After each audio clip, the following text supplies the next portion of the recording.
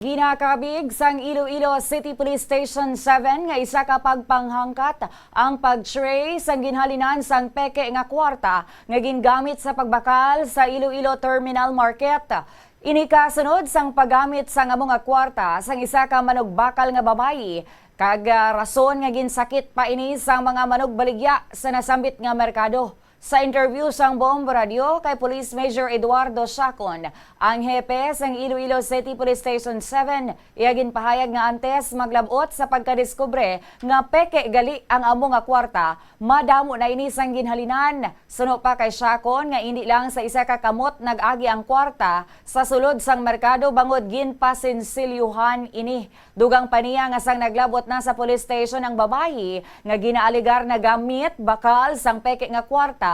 Nagpatigayon sila sang body search para ilang mahibaluan kung mayara sang kwarta nga nabilin sa bayo o kung sa lawas sang amo nga babayi. Ilang man na pamatud-an nga wala ini sang may ginatago kag didto na nila nadiskubrihan nga wala sang matuod nga 500 pesos nga kwarta ang babayi bangod kun sa iya naghalin ang peke nga kwarta may posibilidad ini kuntani nga gintago sini ang matuod nga 500 pesos.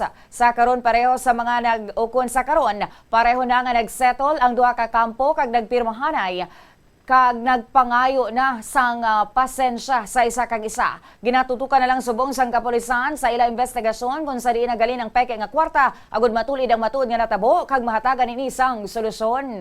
So, ang aton investigation, sir, focus subong kundiin natabo ang switching sang 500 peso bill nga fake. Tawag ko nga ako nga pulis nga babae, sin ko i-body search na dito ka mo sa may CR.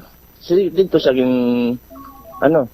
sorry sa term yung paubahan, tanan body search. So wala man kami sa may na-recover nga kung ara siya, kung gin-switch niya, ang 500 peso bill nga oregs, ginbailuan niya sa pike, supposed to be, may, sa possession niya, may original sa 500 peso bill. So galing kayo wala kami sa may nakita. Sa muna subong, yung na-trace natin, kung diin naghalin, ining 500 peso bill nga fake.